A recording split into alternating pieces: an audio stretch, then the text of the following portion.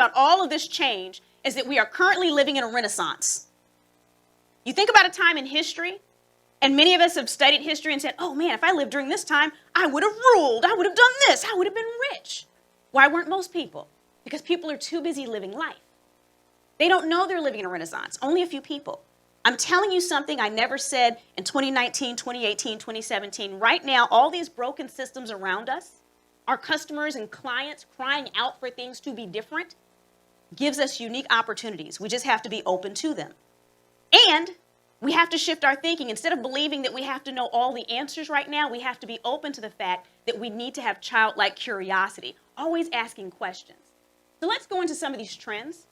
There's going to be quite a bit of numbers included here, but keep in mind you'll get these in the notes if they're helpful.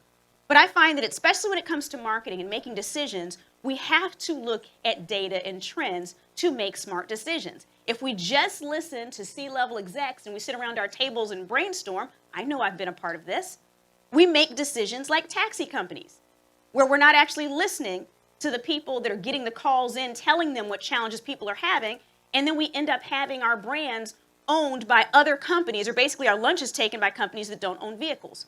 We end up like Blockbuster making some of the decisions they made, whereas if they had just followed through with some of their acquisitions like Netflix, they would have made smarter decisions. They could have asked their frontline people what challenges people were having, where they would have told them people are having upset over not being able to find the videos they want and the movies they want. They want things delivered to them, but they rested on their laurels.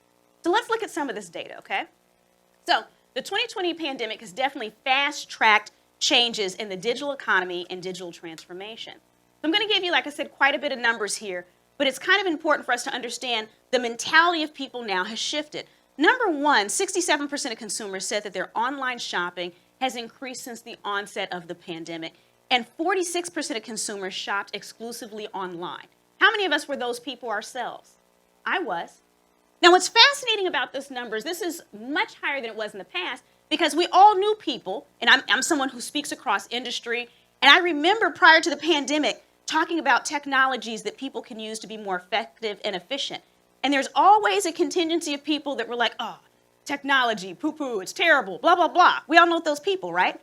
And what happens is oftentimes people that have a fear of technology or don't understand how something works, rather than stating they're having a challenge, would just say it's stupid. And we're talking about consumers. We're not talking about necessarily our colleagues, even though that can happen too. So what happened was the pandemic forced some of these people to use the technology, and they realized, oh, it's not that hard. And so now we have groups of people that traditionally weren't even using apps for purchases and things, getting on there because now they're used to it. They had to. So when it comes to understanding this new consumer, there's two things we have to keep in mind that are going to make us successful. Number one is empathy. Number two is data.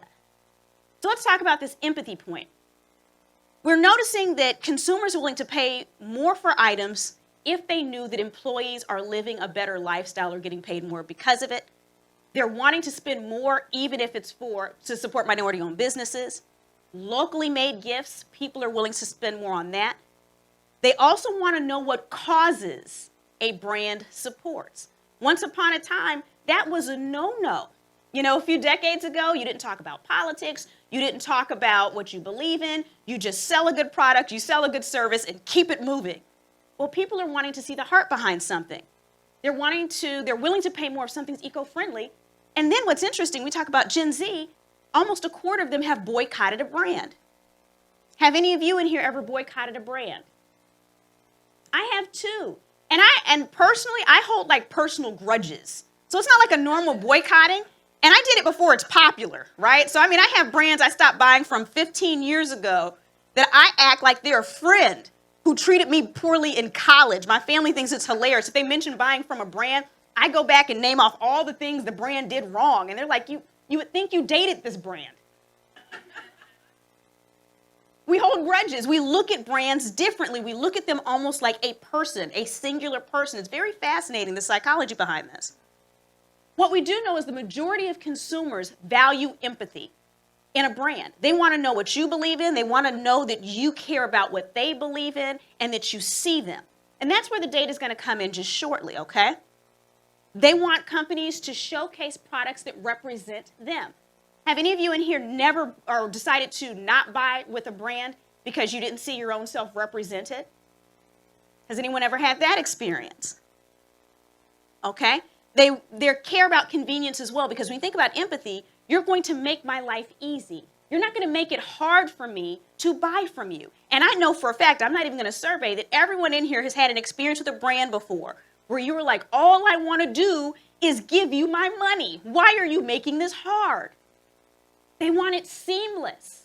They want it omnichannel. If they normally buy from you in person, but they need to get something on the road or get something on vacation, they want you to make it easy for them to have a good experience buying from you in the digital space.